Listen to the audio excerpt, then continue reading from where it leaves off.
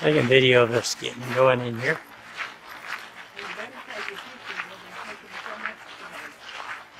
We got time to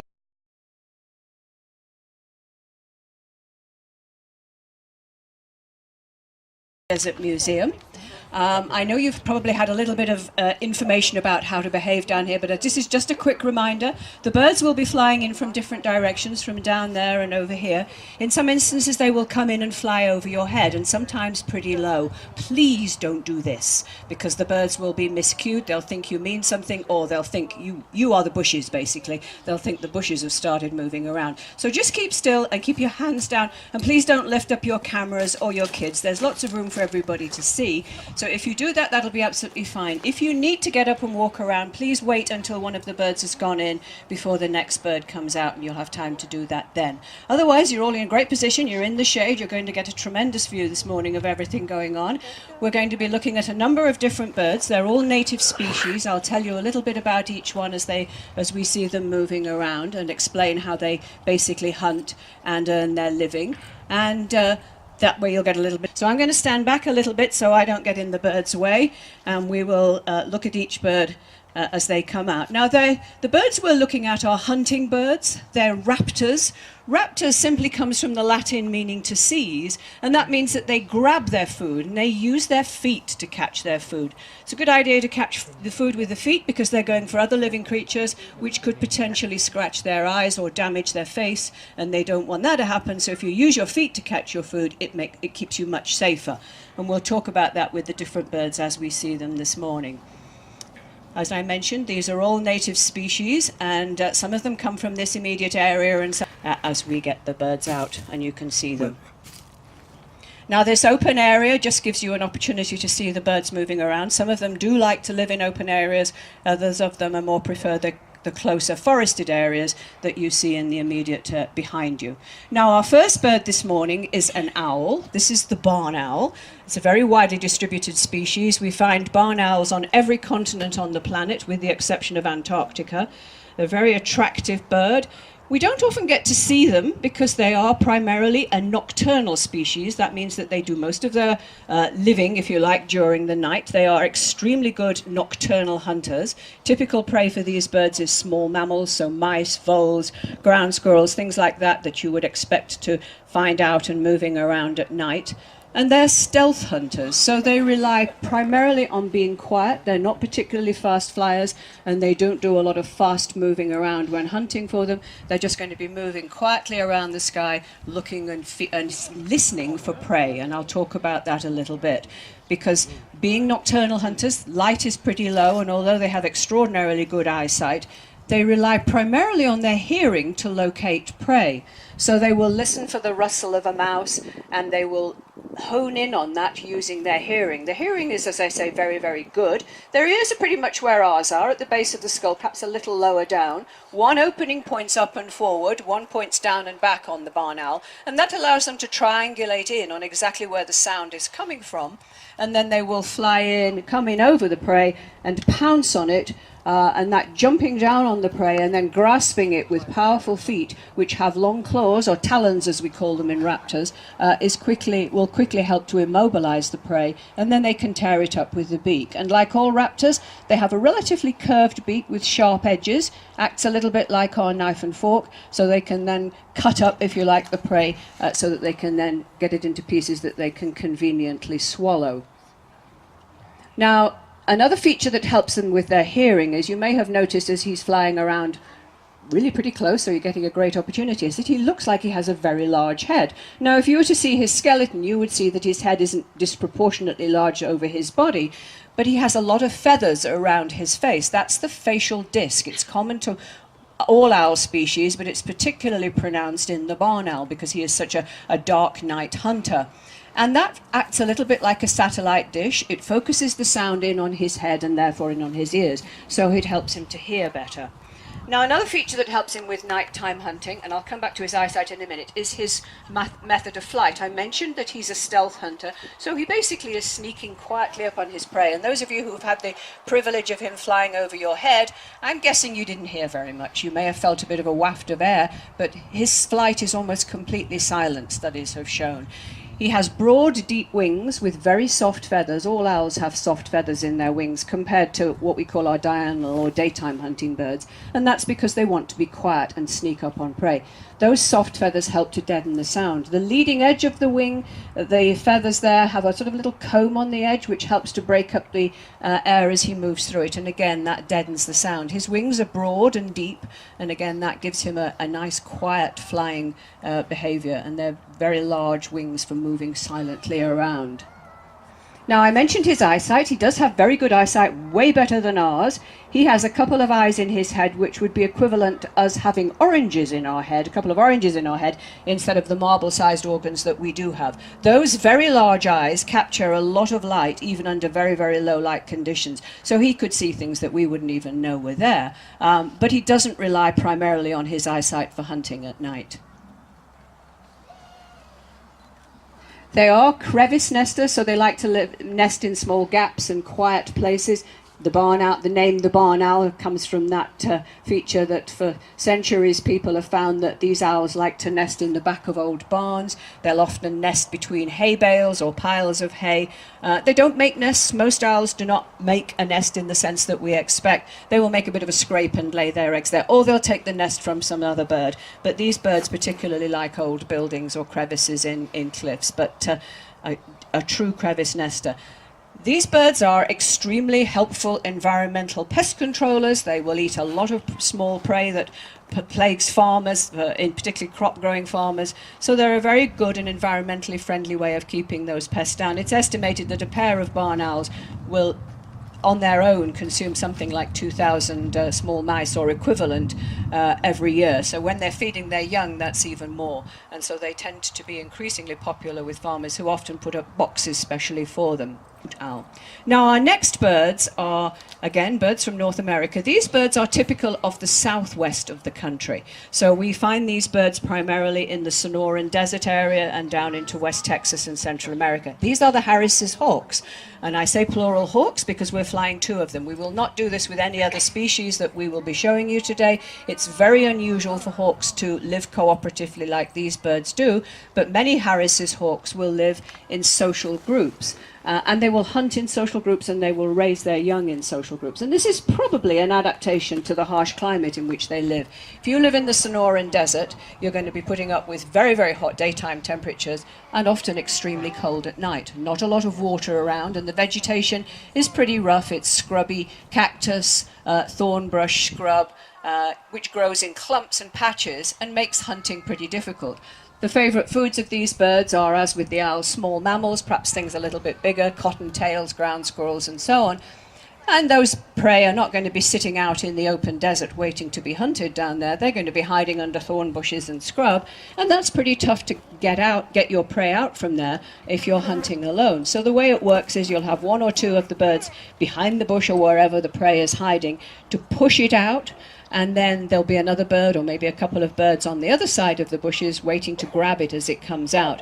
And this improves their success rate enormously compared to what would happen if they were hunting alone. And obviously they're going to have to share the food, but it seems to be overall a win-win situation when they do this joint cooperative hunting.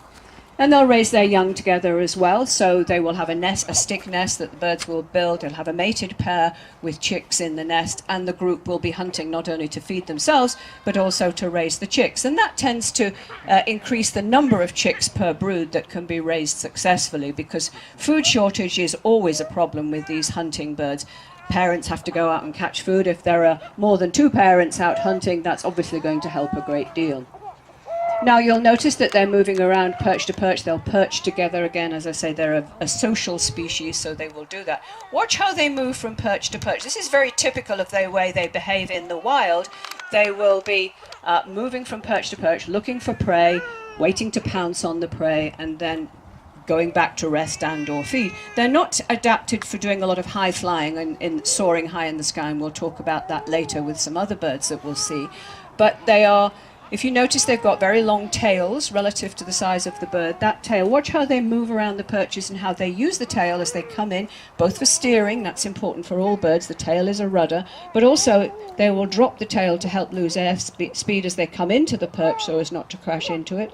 It's a very still day today, there's not much in the way of wind, but if it was gusty wind, then you'd often see them tip back up again to balance and use the tail as a balancing organ. And a relatively long tail is often characteristic of birds that do a lot of this moving around.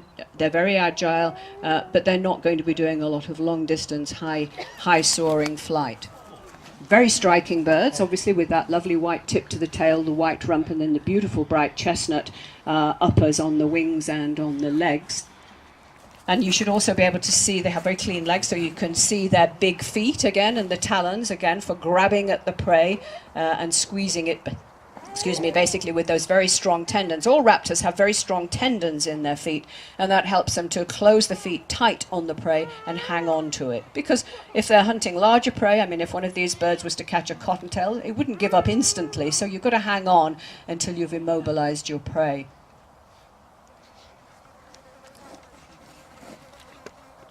And again, watch how they move around. It's a still day. They can use the air currents, and all birds do this, some to a greater or lesser extent. They will use warm air currents to help move them along and lift them so they don't have to do too much flapping. Flapping is a pretty energy demanding process. These birds do have an environmental problem in that living in the Tucson, Phoenix area in the desert there, people enjoy living there too, for obvious reasons. And that can be good for the birds because more houses means more yards, more prey, and more water. But it also means electric supply, and power poles can be lethal to these birds. If they straddle the wires of a power pole, they will be electrocuted. And if you actually ever notice a bird near a power pole, and it doesn't have to be a Harris's hawk, many of our larger hawks suffer the same fate. If you see a bird near a power pole, looks like it's been singed, and they're required by law to come and put a crosspiece on that pole, so if other birds were to perch there, they wouldn't be killed. This is important because burning birds not only obviously kills the bird, which is a tragedy, but burning birds will also set off forest fires, and that's certainly been catalogued. Now, our next bird is very different again. This is a small bird. This is a falcon, the Aplomado falcon.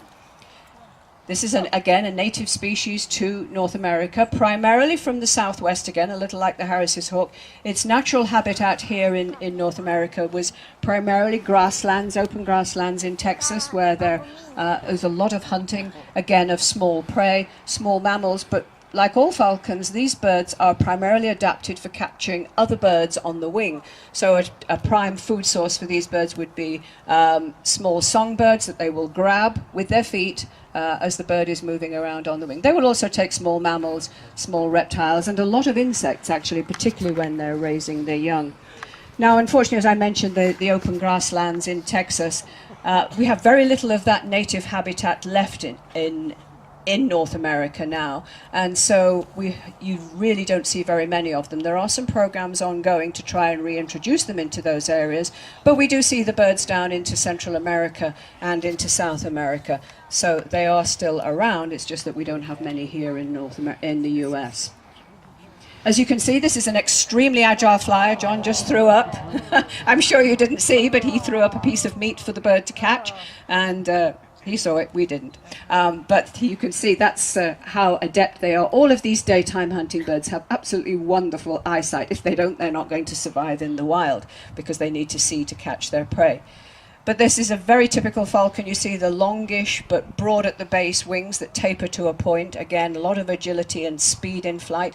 That long tail helps with moving around, a lot of steering capacity, and also just moving from perch to perch and being extremely agile. And again, the trick, which really gives you an idea of how agile and how fast these little birds can move. As I mentioned, the areas where they like to live will include open grassland, but they do like a few small bushes and trees where they can nest, and in the wild they will build a stick nest in a tree and raise their young there.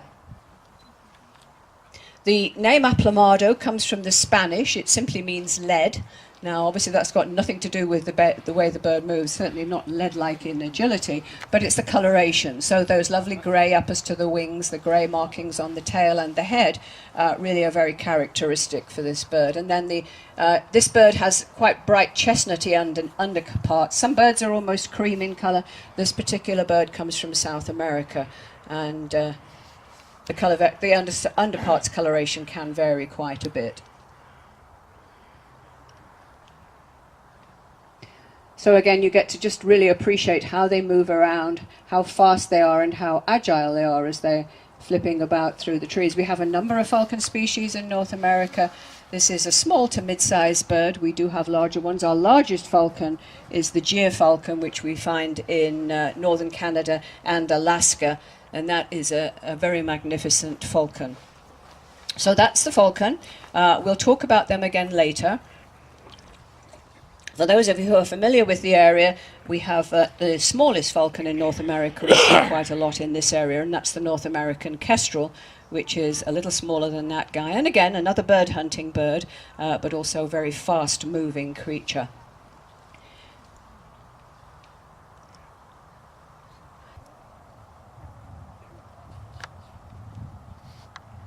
Anyway, as I mentioned, we do have the turkey vultures occasionally coming in to visit us from the dump. Mostly they will just circle around. They tend to be very cautious birds, but they're endlessly curious. And in fact, our next bird he's decided to join us, is a turkey vulture. This is not a wild bird. This is a bird that belongs here. Now you can see this is the turkey vulture is a master of flight. They know how to use the air currents. They will minimize flapping to a very large extent. Now, unlike the other birds we're seeing today, this bird is not hunting living prey. By and large, they are not adapted for killing prey. They don't have those powerful grasping feet like the other birds we've seen this morning. These are carrion feeders, and they have an extraordinarily good sense of smell. Now, that's unusual in birds. Most birds do not rely on a sense of smell to locate prey, but these guys do.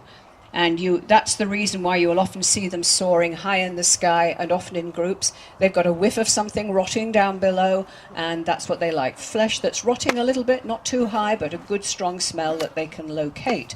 And they will be able to smell rotting flesh, even if it's covered in several layers of vegetation. Now, some people kind of go, oh, yuck, when they hear about vultures, and there are a number of species worldwide, but they actually perform an extremely important service in the environment because they clean up dead bodies, basically, which otherwise would be a source of disease. They seem to be able to, they don't have a problem with the bacteria on their rotting flesh, and they will consume it quite happily, and that gets rid of it, basically. It's a dead end for whatever's inside there, and that gets rid of it, so it cleans it from the environment. And in fact, the Latin name for these birds is Cathartes aura, which basically means the purifier, which I think is really rather nice.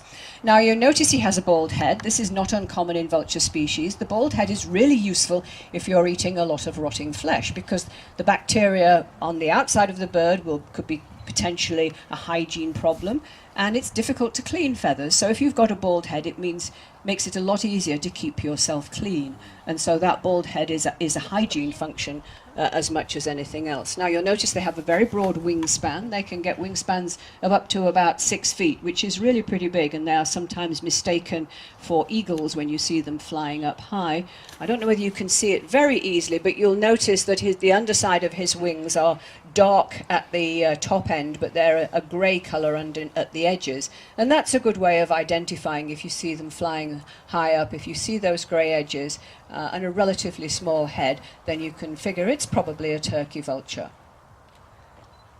They're quite a social bird. You'll often see them hanging around in groups, and certainly flying high in groups. They're cautious feeders. They won't go into a carcass if the primary predator is there, whatever it was that killed it.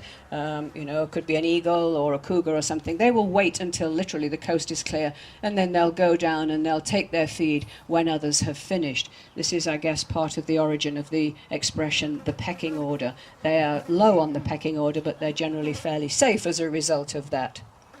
And again, masters of the wind. If you see them flying on windy days, they often fly in a dihedral, their wings tipped in a V, and they'll use the wind currents and they'll just go with them. They don't try and battle, they'll just tip around in the wind in a tilting motion. And that's very characteristic, again, of the turkey vulture, is that V shape to the wings as they're flying around. Now, one of the problems that these birds suffer from is poisoning, and this is particularly with the turkey vulture. They will often feed on carcasses left by hunters. The hunters will leave the unwanted parts, entrails and so on, and often the bones. If the animal was shot with lead ammunition, then the lead gets into the carcass, and unfortunately the lead gets from the carcass into the bird. Lead poisoning is similar to what happens in human beings. It causes neurological damage, and often birds that ingest too much lead will die. And this is a significant problem, and in fact it's a really big problem in the reintroduction of the Californian condor into Arizona and California. Many of those birds pick up a lot of lead contaminated carcass material, and it can cause severe problems, and there's a lot of work going on to try and help with that. And also a lot of work trying to persuade hunters to use non-lead ammunition. There are suitable alternatives available, and so that's another important thing for these birds. Vulture poisoning can be a problem with vultures in many parts of the world, and so that can be quite an issue. Now, next bird that we're going to see, I mentioned earlier on when we were looking at the Harris's hawks, how the Harris's hawks have very long tails and they do local flying and not much soaring flight. This is different. This is a Buteo hawk. This is the Swainson's hawk. And this bird is capable of a lot of very long distance flying. So it's a bird that's characteristic of the west side of the country. We may find this bird anywhere on the west side of the US, all the way from right up north down to the southern parts into Texas. But what's remarkable about this bird is that it spends our summers here. It will raise its young. It will feed them primarily on a mammalian diet, so it'll be hunting small mammals, pretty much like the Harris's hawk, rabbits, ground squirrels, mice, whatever it can pick up, and some insects, but primarily mammals. And then in the autumn, once it's raised its young, these birds will fly down all the way down through Central America and South America to the open grasslands in Argentina and parts of Uruguay, and they will spend our winter. It's summer down there all through our winter time, and their diet changes. So when they get down there, they're going to be feeding primarily on large insects, things like large grasshoppers, and in the spring they'll fly all the way back up here again, which is a migration round trip of somewhere between 10 and 12.5 to 13,000 miles, depending on which bit of North America you spend your summers in. They don't get a plane to do that, so they're doing that all on their own. It's one of the longest bird migration routes in the world, and it really is truly remarkable. So that switch in diet is also very interesting. And insects do actually provide quite a lot of protein, and many birds rely almost exclusively on insects, but for a large bird like that, it's interesting that they will do that switch. Now, the young that they raise here, once they're fledged, will often, before they undertake any migrations, their initial hunting attempts will often be to hunt insects, probably because they're a little bit easier and more plentiful, before they switch to a primarily mammalian diet in the summertime. They nest, they like so their habitat here in North America, where they're doing this mammalian mammal hunting, is primarily open grasslands and farmlands. So they like farmlands where crops are being raised, where there's a lot of open fields. As you can imagine, there are plenty of prey species found in those open fields, and that's typically what they like to hunt. They like to have a couple or three sort of large trees around where they can just make their nest, and also provides a good sort of starting ground and perch for sort of sitting and looking around to see what's going on in the food line. And that's really the sort of characteristic habitat for them. They like lots of open space. You can see how well they're adapted for longer distance flying. They have a fairly broad wing, but it tapers to something of a point, and nothing like the length of tail that the Harris's hawks had. So a bird that's adapted for soaring flight. Obviously, the higher you go within reason to do those long distance flights, the more efficient your flying will be. Now we have one more bird to show you this morning. Now, for our last bird, we looked at the Aplomado falcon earlier. This is probably the falcon that most people are most familiar with, at least in terms of name. This is the peregrine falcon. This bird, again, is adapted for hunting other birds on the wing, and they are supremely adapted. These have been logged as being the fastest bird on the wing. Dives that these birds do, and this bird can't get up high enough here to do a really steep stoop, but they've been clocked at doing speeds well in excess of 200 miles an hour, in a steep stoop. And they will come down onto the prey, which will be a bird flying, and then will come back up underneath it and grab with her feet. And if you watch, she's going for what we call the lure, which is what Alicia is whirling. It's a kind of fake bird, and she's grabbing at it with her feet. And as you can see, this requires a lot of energy. This is pretty steep workout for the bird, and she's grabbing at it with her feet. You can see the wing shape is very similar to the Aplomado falcon. I'm going to get right up to the tree because she may not see me. And that broad at the base but tapering to a point, and again, see how she's got her tail wide open. She's using that to help her maneuver and steer, and as she comes down on the lure. But imagine that she's doing that, looking for prey, moving between the trees, all at the same time. There you go. So she's grabbed the lure, and that's it. She will get a reward for that. Thank you very much indeed. That's the end of our formal flight program. If you could just stay still and relatively quiet. How's it going? Beautiful. The yellow zone there. What was that? Actually, I started here at the museum 6 years ago as a kid. Wow, what a beautiful bird. Here, And buddy, watch. I started with birds, but now I'm in charge of all the mammals here. And Gorgeous bird. in that time, I worked a little bit at Watch zoo out. and Don't bump other amphibians people. and Here, turn around, honey. Here, we're here. Turn around. See the bird? See the beautiful bird? Yeah, watch, buddy. Look, see the bird? We like feeding out starling because they're an invasive species. And that's one of our favorites, so it works out great.